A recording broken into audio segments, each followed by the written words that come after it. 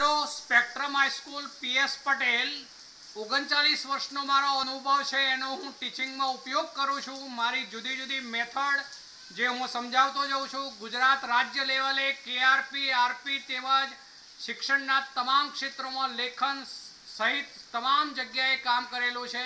એવા મારા બહોળા અનુભવનો હું ઉપયોગ મારા ટીચિંગ દરમિયાન કરું છું। મારો લાભ અવશ્ય લેજો એવું ખાસ જણાવું છું। Good morning all friends. આજે આપણે પહેલા તો રાસાયણિક પ્રક્રિયાઓ જે છે એની તત્વયોગમિતિ અને તત્વયોગમિતીય ગુણાંક એ શું છે અને તેની પ્રક્રિયા વેગના જે પદો લખાય સમીકરણના એની સાથે કેવી રીતે સાંકળવા પડે એવા કેટલાક ઉદાહરણો લઈએ છે। જોજો મિત્રો, પહેલું એક ઉદાહરણ લઉં છું। દાખલા તરીકે Hg લિક્વિડ છે। Hg લિક્વિડ, ચલો Hg લિક્વિડ છે તેની Cl2 ગેસ સાથે પ્રક્રિયા કરવામાં આવે છે ત્યારે તેમાંથી બને છે HgCl2 સોલિડ। HgCl2 solid. હવે આ બંને પ્રક્રિયકો છે, આ નિપજ છે। અત્યારે Hg નો સહગુણક 1, Cl2 નો સહગુણક પણ 1 અને HgCl2 નો સહગુણક પણ 1। એટલે અર્થ એવો થયો મિત્રો કે મેં આ ઉદાહરણ એવું લીધું છે કે જેમાં પ્રક્રિયકો જે છે એમના તત્વયોગમિતીય ગુણાંક 1 નિપજનો તત્વયોગમિતીય ગુણાંક પણ 1 છે। એટલે કે આ સમીકરણમાં દરેક ઘટક ચાહે प्रत्येक प्रक्रियक लईए कि प्रत्येक निपजनी बात करिए तो तेमा तत्वयोगमितीय गुणांक समान छे अने કેટલો છે તો 1 છે। હવે આ સમીકરણ માટે મારે પ્રક્રિયા વેગના પદો લખવા છે। સમજો મિત્રો, પ્રક્રિયકો હંમેશા વપરાતા જાય, બરોબર? માટે પહેલા Hg ની વાત કરીએ તો મારે આવું લખવું પડશે माइनस माइनस केम लखीशु तो प्रक्रियक हमेशा वपराय, प्रक्रियक हमेशा वपराय એટલે એ માઈનસ મે લખ્યું પ્રક્રિયક હંમેશા વપરાય જેથી હવે આમે માઈનસ લખ્યું છે, ધ્યાન રાખજો। ચલો Hg જે છે એની સાંદ્રતામાં ઘટાડો થાય એટલે ડેલ્ટા મોટો સમયગાળો લીધો હોય ત્યારે આપણે આવું લખવું પડે ડેલ્ટા, પછી કૌંસની અંદર Hg લખાશે મિત્રો, ધ્યાન રાખજો કારણ કે આ મોલ પ્રતિ લિટરમાં સાંદ્રતા છે ભાગ્યા શું આવે તો ડેલ્ટા T। મે જે છે આ Hg ના સંદર્ભમાં પ્રક્રિયા વેગનું પદ લખ્યું કહેવાય મિત્રો। ચલો Cl2 ના સંદર્ભમાં પ્રક્રિયા વેગનું પદ લખવું છે તો મારે આવું લખવું પડશે, એ પણ પ્રક્રિયક છે तो હું આવું લખું છું માઈનસ પહેલા તો અને ડેલ્ટા પછી શું લખાય મિત્રો તો Cl2 અપોન શું લખાશે ડેલ્ટા T। મે Cl2 ના સંદર્ભમાં પણ પ્રક્રિયા વેગ લખ્યો, HgCl2 ના સંદર્ભમાં પ્રક્રિયા વેગ લખવો છે તો આ નિપજ છે માટે નિપજ માટે શું કહેવાય તો પ્લસ કહેવાય મિત્રો, નિપજ માટે। ચલો પ્લસ એમાં લખાશે ડેલ્ટા, પછી ચોરસની અંદર આપણે જે સૂત્ર હોય ને સૂત્ર લખવાનું HgCl2 અપોન ડેલ્ટા T। તો આ રીતે મેં આ જે ઉદાહરણ 1 લીધું છે, ઉદાહરણ 1, તો આ ઉદાહરણમાં પ્રક્રિયા વેગના અત્યારે પદો લખ્યા છે। અત્યારે મેં બધા જ સ્વતંત્ર રહેવા દીધા છે પણ હું આવું કહી શકું કે જેટલો Hg વપરાશે એટલો જ Cl2 વપરાશે એટલો જ HgCl2 ઉત્પન્ન થશે। એટલે એનો અર્થ એવો થયો કે Hg ના સંદર્ભમાં જે પ્રક્રિયા વેગ હોય એટલો જ Cl2 ના સંદર્ભમાં પણ પ્રક્રિયા વેગ ગણાય, એટલો જ જે છે એ HgCl2 ના સંદર્ભમાં પણ પ્રક્રિયા વેગ ગણાશે। એટલે આ દરેક વચ્ચે મેં હવે બરાબરના ચિહ્નો કરી દીધા। चलो આવું ક્યારે બનશે મિત્રો તો જ્યારે તમામ પ્રક્રિયકો તેમજ તમામ નિપજોના તત્વયોગમિતીય ગુણાંક સમાન એકમ છે ત્યારે આપણે આ રીતે લઈ શકીએ. સમાન હોય ત્યારે પણ લઈ શકીએ. તત્વયોગિકીય ગુણાંક 1 1 1 માટે સમાન છે, માટે આપણે આ પ્રમાણે લખી શકીએ. પણ હવે હું બીજું ઉદાહરણ લઉં છું, સમજો. ઉદાહરણ 2 ઉપર આવું. ચલો એની અંદર હું આવું લઉં છું કે એમાં આપણે જે પ્રક્રિયક છે એ હું ટ્વાઇસ HI લઉં છું. Twice HI gas. ચલો એનું વિઘટન થાય છે, તેમાંથી H2 ગેસ બને છે અને I2 ગેસ બને છે. હવે મિત્રો અહીંયા જુઓ બરોબર, પ્રક્રિયક છે HI, એનો તત્વયોગિકીય ગુણાંક 2 છે. નિપજ H2 એનો તત્વયોગિકીય ગુણાંક 1 છે. I2 નિપજ તત્વયોગિકીય ગુણાંક 1 છે. હું અત્યારે પેલા દરેકના અલગ અલગ જે છે પ્રક્રિયા વેગના પદો લખું છું. અલગ અલગ બરોબર ધ્યાન રાખજો. પછી હું ચેન્જ કરીશ એટલે કહું છું બરોબર ધ્યાન રાખજો. હું પેલા નિપજ માટે લખી દઉં છું. જો નિપજ માટે તો આવું લખાય મિત્રો, પ્લસ ભાગ્યા નિપજ છે તો પ્લસ ડેલ્ટા H2 બાય શું લખાય, ડેલ્ટા T. I2 માટે લખવું છે તો એને માટે પણ આવું લખાશે, પ્લસ ડેલ્ટા I2 ની સાંદ્રતા અપોન ડેલ્ટા T. હવે મિત્રો આનો સહગુણક 1 છે, આનો સહગુણક 1 છે, માટે જેટલા પ્રમાણમાં H2 ઉત્પન્ન થવાનો એટલા જ પ્રમાણમાં I2 ઉત્પન્ન થશે. માટે H2 ના સંદર્ભમાં જે પ્રક્રિયા વેગ હોય અને I2 ના સંદર્ભમાં જે પ્રક્રિયા વેગ હોય એ બંને સમાન હોય. એ બંને સમાન હોય એટલે મેં અત્યારે ચિહ્ન કરી દીધું. હવે બરાબર મેં નિપજો પહેલા લખ્યું છે. હવે હું પ્રક્રિયક તરફ આવું છું. પ્રક્રિયકમાં HI પ્રક્રિયક છે, સમજો. પહેલા હું ચેન્જ કરવાનું છે એટલે જ ધ્યાન રાખજો બરોબર. ચલો તો મારે આવું લખાશે, એક તો માઈનસ ચિહ્ન હું લખીશ. ચલો બીજું લખીશ હું ડેલ્ટા અને HI બે લખ્યું માનો કે અપોન હું લખું છું ડેલ્ટા T. ચલો હવે અહીંયા આપણે સહગુણક 1 છે, તત્વયોગિકીય ગુણાંક 1 છે, પણ અહીંયા સહગુણક કેટલો છે, 2 છે મિત્રો. એટલે હવે સમજો બરોબર, જ્યારે આ 1 મોલ ઉત્પન્ન થતો હોય ત્યારે આ 2 મોલ વપરાઈ જાય. ફરીથી રિપીટ કરું છું, આ 1 મોલ ઉત્પન્ન થતો હોય ત્યારે આ 2 મોલ વપરાઈ જાય. એટલે એનો અર્થ તો એવો થયો કે પ્રક્રિયકના સંદર્ભમાં આપણે વેગ લઈશું તો એ અત્યારે આ બરાબરનું ચિહ્ન અહીંયા મૂકી શકાય નહીં મિત્રો. આ બે વચ્ચે બરાબરનું ચિહ્ન મૂકી શકાય નહીં. HI જેટલા પ્રમાણમાં વપરાતો જાય તેના કરતા બમણા પ્રમાણમાં H2 ઉત્પન્ન થયો કહેવાય.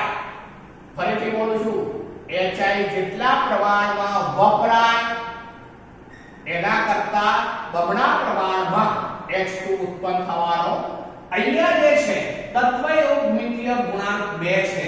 માટે મિત્રો હવે જો મારે બરાબરનું ચિહ્ન મૂકવું હોય તો મારે બંધાપ કરવું પડે.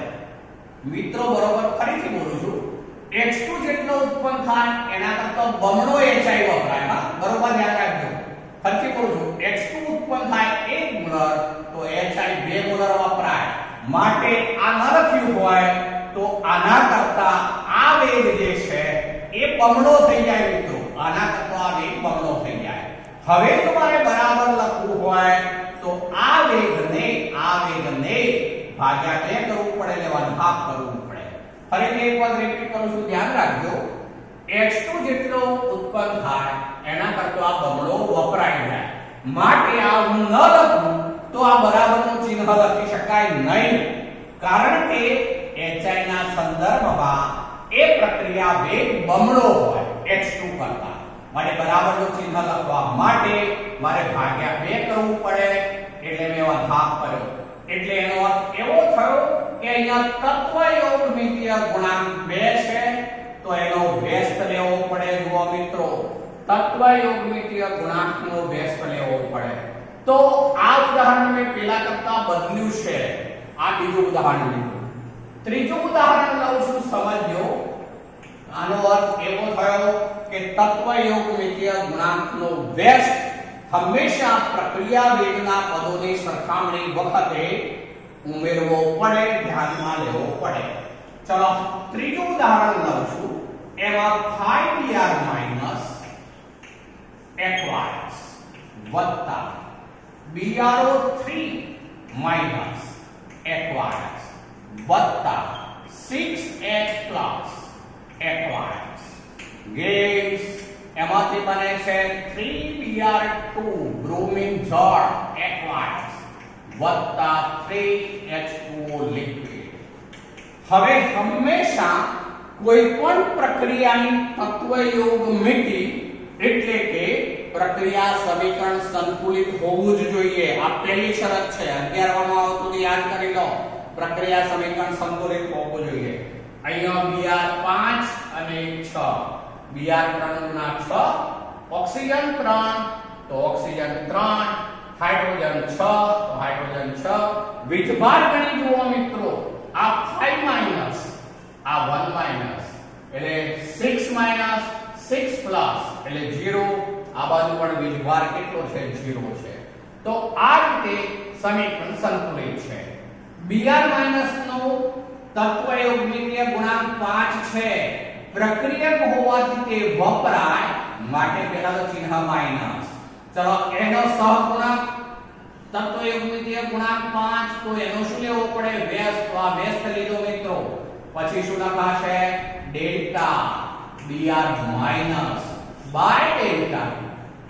હવે હું સીધું બરાબરનું ચિહ્ન મૂકતો જાઉં છું. બરાબર. આનો સહગુણક એક જ છે તત્વયોગમિતીય ગુણાંક. તો એ તો 1 નો વ્યસ્ત 1 જ થવાનો છે, પણ ચિહ્ન માઈનસ અને પછી લખાશે delta Br3 minus upon delta t. ચલો આ H+ ના સંદર્ભમાં લખીએ તો એ પણ પ્રક્રિયક છે માટે માઈનસ, પણ એનો તત્વયોગમિતીય ગુણાંક 6 માટે એનો વ્યસ્ત લખવો પડે 1/6. પછી શું લખાશે મિત્રો? તો ડેલ્ટા પછી H+ delta H+ upon delta t. ચલો બરાબર. આ નિપજ છે. નિપજ હોય એટલે પ્લસ કહેવાય. ચલો એમાં 3 છે તત્વયોગમિતીય ગુણાંક, તો એનો વ્યસ્ત લખવો જ પડે એટલે 1/3 થઈ જાય. Delta Br2 upon delta t બરાબર. હજુ H2O પણ છે, તો એ પણ નિપજ હોવાથી પ્લસ એનો તત્વયોગમિતીય ગુણાંક 3 હોવાથી 1/3 delta H2O upon delta t. તો મિત્રો આ જે ઉદાહરણ છે એના મેં પ્રક્રિયા વેગના પદોની સરખામણી કરી છે. બરાબરના ચિહ્નો એટલે શું થાય? પ્રક્રિયા વેગના પદોની સરખામણી. સરખામણી કરતી વખતે શું ધ્યાનમાં રાખીશું? પ્રક્રિયા સમીકરણ પહેલા તો સંતુલિત હોવું જોઈએ. આ એક શરત. બીજું, સંતુલિત સમીકરણમાં જે તત્વયોગમિતીય ગુણાંક હોય એ ગુણાંકના શું કરવા પડે? વ્યસ્ત કરવા પડે. બરોબર ધ્યાન રાખીશું. બીજું, પ્રક્રિયકો હંમેશા વપરાય માટે માઈનસ ચિહ્ન, નિપજ હંમેશા ઉત્પન્ન થાય માટે પ્લસ ચિહ્ન. તો આપણે આ 3 ઉદાહરણ મેં લીધા. તમને પરીક્ષામાં કોઈ પણ સમીકરણ પૂછી શકે, તમે જોયું ન હોય એવું સમીકરણ જો પૂછાય તો પણ તેના પ્રક્રિયા વેગના પદોની સરખામણી આવડી જ જાય. શું ધ્યાનમાં રાખવાનું?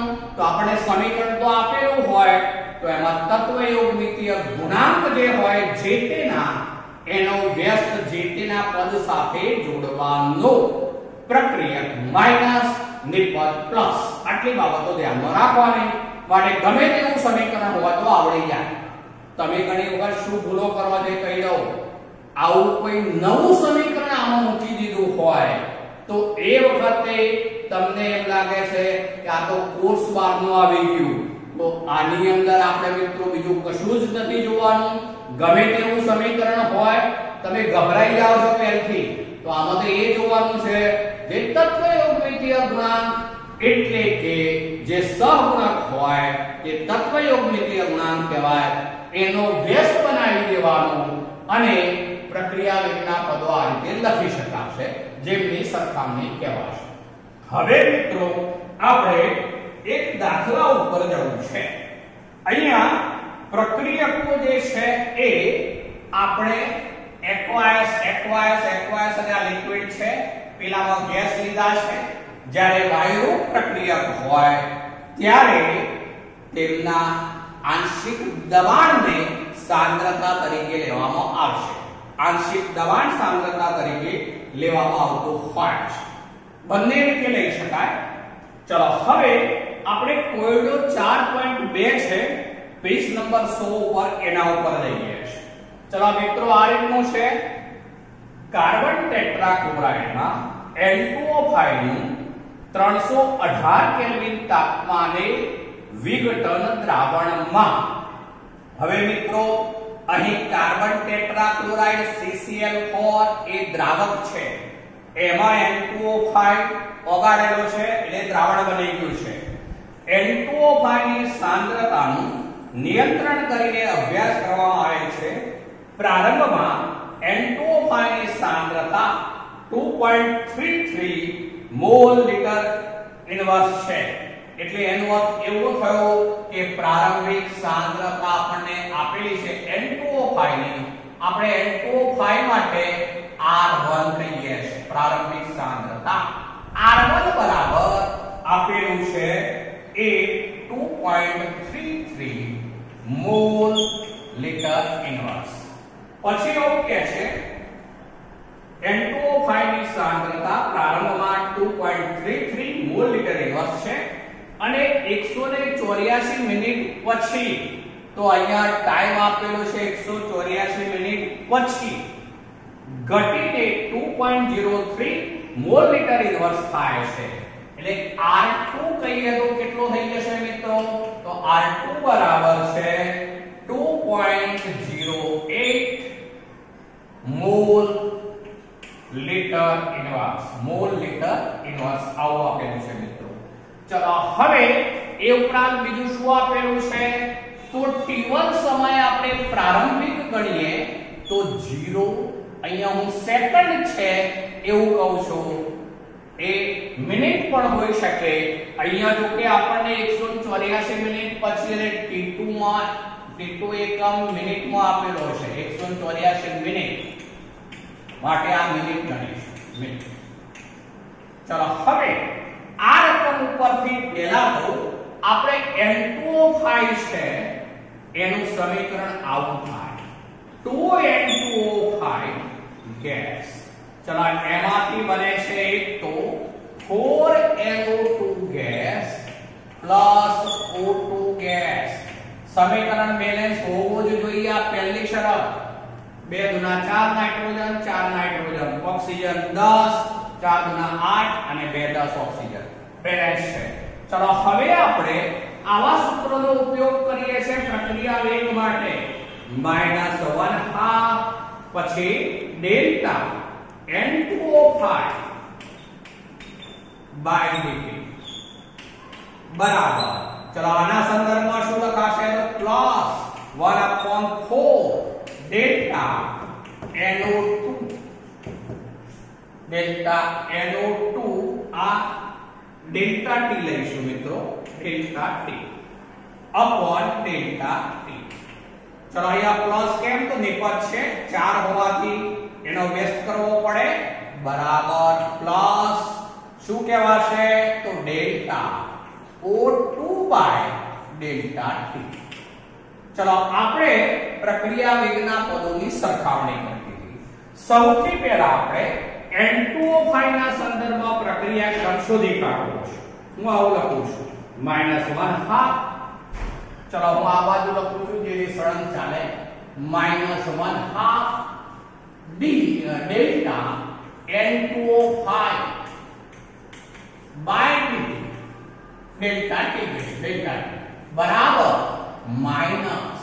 હવે યાદ કરો આગળનું R1 R2 લઈશું પહેલા અંતિમ સાંદ્રતા R2 માઈનસ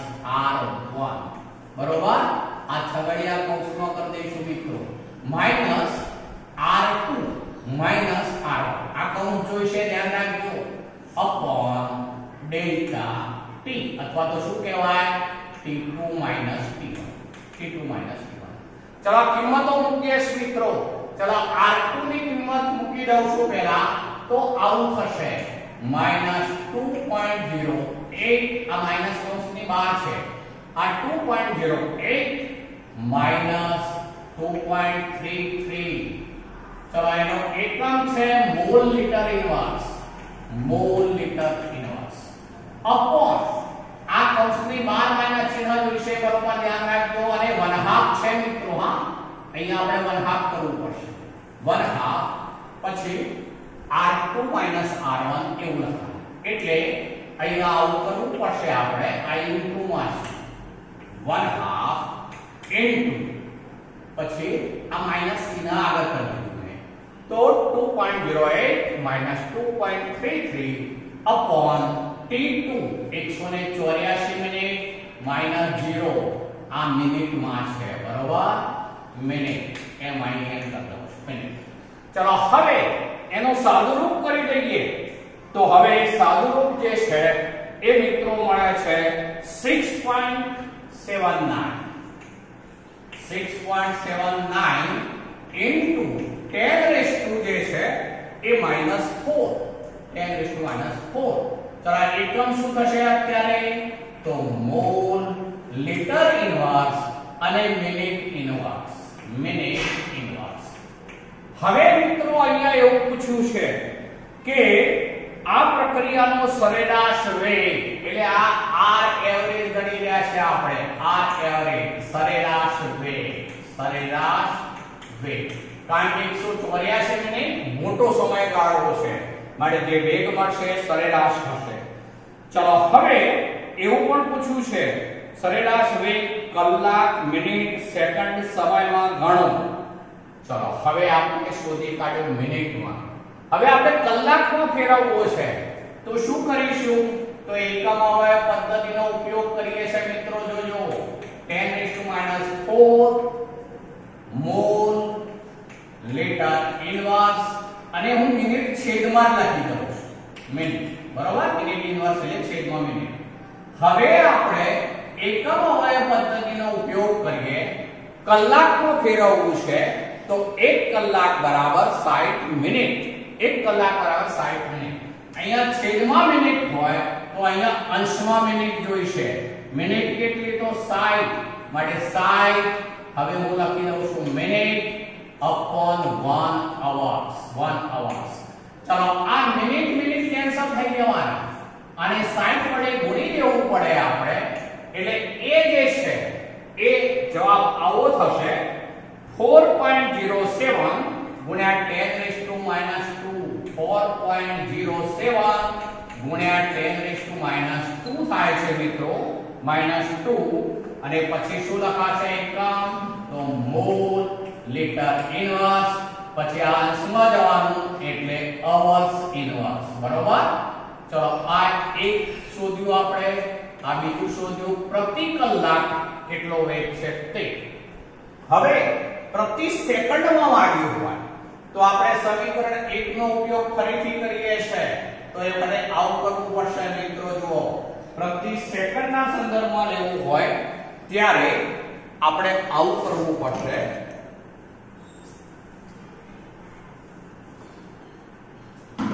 એ વખતે આપણે સમીકરણ 1 નો ઉપયોગ કરી રહ્યા છે ધ્યાન રાખજો 6.79 ગુણ્યા 10⁻⁴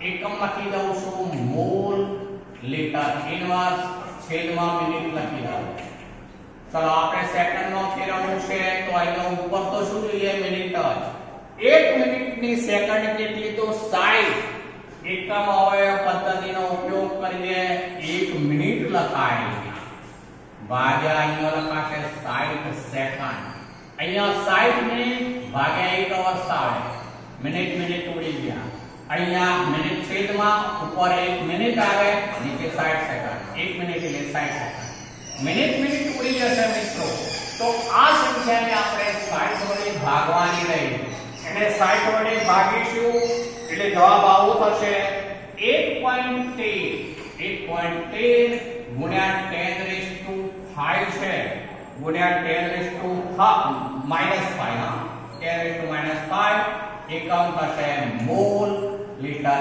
ઇન્વર્સ આંશમાં જશે એટલે સેકન્ડ ઇન્વર્સ. તો મિત્રો આપણને પ્રતિ કલાક પ્રતિ મિનિટ અને પ્રતિ સેકન્ડ એ ત્રણેયનો વેગ માંગ્યો તો આપણે ત્રણેયમાં વેગ શોધી કાઢ્યો. પણ આ ઉપરાંત આવું પૂછ્યું છે આ સમય દરમિયાન NO2 ના ઉત્પન્ન થવાનો વેગ કેટલો હશે. તો હવે આપણે NO2 નો ઉત્પન્ન થવાનો વેગ લેવાનો છે મિત્રો. NO2 નો ઉત્પન્ન થવાનો વેગ. ચલો હવે NO2 નો ઉત્પન્ન થવાનો વેગ છે એ વેગ બરાબર સૂત્રની રીતે શું થઈ જશે વેગ બરાબર 1/4 ડેલ્ટા N2O5 સોરી N2O5 નથી પણ NO2 બાય ડેલ્ટા T. ચલો હવે આપણે NO2 ના સંદર્ભમાં લેવું છે તો NO2 તો નિપજ છે એટલે હું આવું લખી દઉં છું delta NO2 by delta T એટલે આ પ્રક્રિયા વેગ એના સંદર્ભમાં થઈ ગયો તો આ 4 ગુણાકારમાં આવશે એટલે વેગ જે છે આપણો એ વેગ ગુણ્યા 4 એટલે કે N2O5 માટે જે વેગ આવ્યો છે મિત્રો એના ગુણ્યા આપણે 4 કરવું પડશે. ચલો એમાં સેકન્ડમાં આપણે એકમ લઈએ છે એ લઈએ આ છેલ્લો ગણેશ છે તો 1.13 ગુણ્યા 10⁻⁵ ગુણ્યા 4 થઈ જશે એટલે 13 ચોક 52 અને આ 4 એકા 4 4.52 ગુણ્યા 10⁻⁵. ચલો હવે આ જે છે એ N2O5 ના સંદર્ભમાં વેગનો જવાબ આવ્યો મિત્રો. એનો એકમ પણ કયો કહેવાશે તો mall litre inverse second inverse. હંમેશા એકમ લખવાના. જો ફરીથી આ 1.13 ગુણ્યા 10⁻⁵ જે આપણે ઉપર જે વેગ હતો એ લખ્યો છે એના ગુણ્યા કેટલા કરવા પડે 4 કારણ કે આ બાજુ આવે એટલે ગુણ્યા 4 કરી દીધા આપણે. ચલો 4 ગણ્યા તો 13 ચોક 52 અને 4 એકા 4 એટલે 4.52 ગુણ્યા 10⁻⁵ mole litre inverse second inverse એ રીતે જવાબ થાય. પણ જો મિનિટમાં લેવું હોય તો આપણે મિનિટ વાળા પદનો ઉપયોગ કરવો પડે તો એ વખતે શું લેવાય તો આવું થશે 6.79 ગુણ્યા 10⁻⁴. ચલો એની સાથે ગુણ્યા 4 કરવા પડે. એની સાથે ગુણ્યા 4 કરીશું તો 6 ચોક 24 એટલે એ વેલ્યુ થશે એ 2.72 ગુણ્યા 10⁻³ થઈ જશે મિત્રો. આમ તો આ 6 ચોક 24 એટલે ગુણાકાર જો કરીશું આખો તો 27.2 ગુણ્યા 10⁻⁴ થાય. આપણે 27 માંથી 2 બનાવ્યા એટલે કે નાનો બનાવ્યો તો ઘાતાંક 10⁻⁴ માંથી -3 થશે. તો હવે આ મોલ લીટર ઇન્વર્સ પણ હવે શું કહેવાશે મિનિટ ઇન્વર્સ. તો આ રીતે આપણે કોયડો 4.2 લીધો મિત્રો. ચલો હવે લખાણ સંબંધિત બે શોર્ટ પોઈન્ટ છે એના ઉપર જઈએ છે. એમાં એક આપ્યું છે R gives speed. ચલો R gives speed એટલે કે સાદી પ્રક્રિયા આપી દીધી છે. ચલો એમાં એવું કહ્યું છે પ્રક્રિયકની સાંદ્રતા 0.03 મોલર થી ઘટીને 0.02 મોલર થવા માટે એટલે હવે હું ડાયરેક્ટ લખું છું જોજો શું થશે માઈનસ હું r ના સંદર્ભમાં લખું તો આવું કહેવાશે મિત્રો. ડાયરેક્ટ લખું છું હવે હું તો delta r by delta t. અહીંયા સહગુણક એક જ છે બરોબર. તો હવે શું લખાશે ડેલ્ટા r તો એમાં અંતિમ છે 0.02 અને પ્રારંભિક છે પ્રારંભિક છે 0.03 એટલે આ પ્રક્રિયા વેગનું પદ મેં ડાયરેક્ટ લખી દીધું છે પ્રક્રિયા વેગ બરાબર. ચલો હવે એમાં સીધી આપણે કિંમત મૂકીએ તો માઈનસ ચિહ્ન આની બાદબાકી પણ ઋણ થશે એમાં છે 0.03 અને અંતિમ છે 0.02 ડાયરેક્ટ બાદબાકી બોલી દઉં છું 0.02 આવું થાય મિત્રો જુઓ માઈનસ ચલો કૌંસની અંદર 0.02 માઈનસ 0.03 અપોન ડેલ્ટા ટી અહીંયા સમય આપ્યો છે એ 25 મિનિટમાં થાય છે એટલે ભાગ્યા t2 t1 બરાબર 25 મિનિટ થઈ જશે ચલો આ વેલ્યુ કેટલી થવાની તો -0.01 આ વધારે છે એટલે માઈનસ થશે માઈનસ ઇન્ટુ માઈનસ એટલે પ્લસ થઈ જશે વેલ્યુ 0.01 ભાગ્યા 25 ચલો આ જે છે એ 10⁻²કહેવાશે મિત્રો ઉપર જે છે તે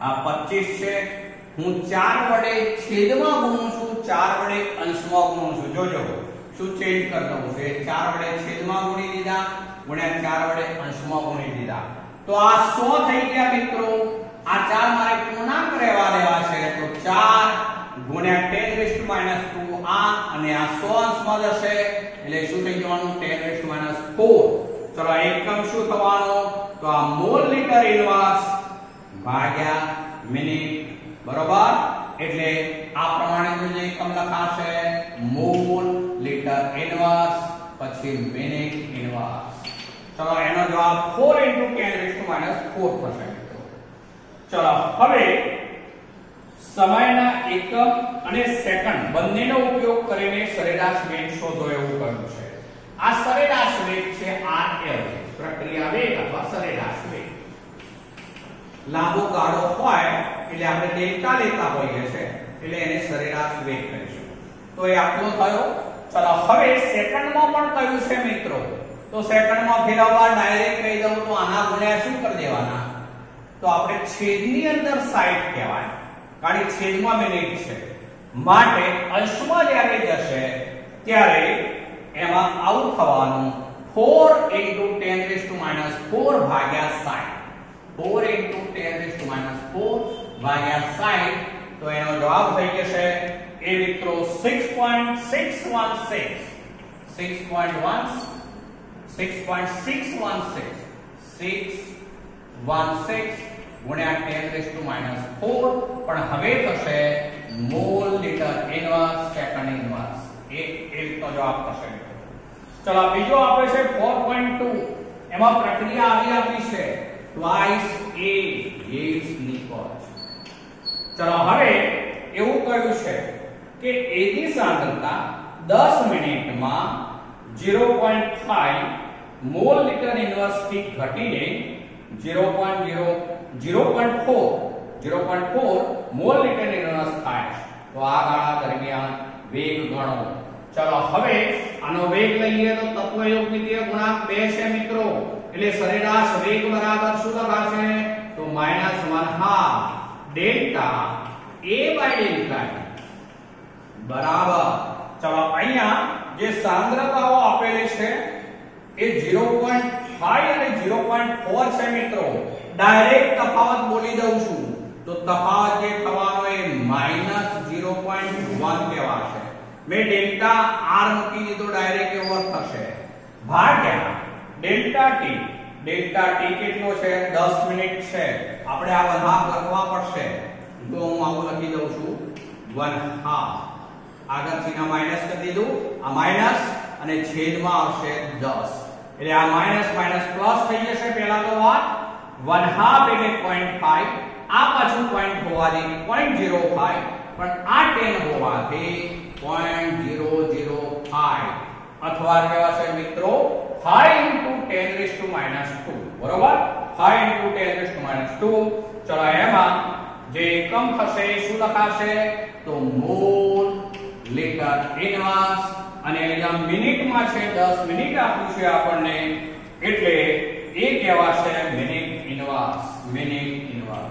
ચલો આ જવાબ થશે. તો મિત્રો આપણે તત્વયોગમિતીય ગુણાંકને અહીંયા ધ્યાનમાં લઈએ છે અને પ્રક્રિયા વેગ જે છે એ કેવી રીતે સરેરાશ પ્રક્રિયા વેગ શોધી શકાય એ જોઈ ગયા. હવે આવું છું ચલો મિત્રો આજે આટલે સુધી.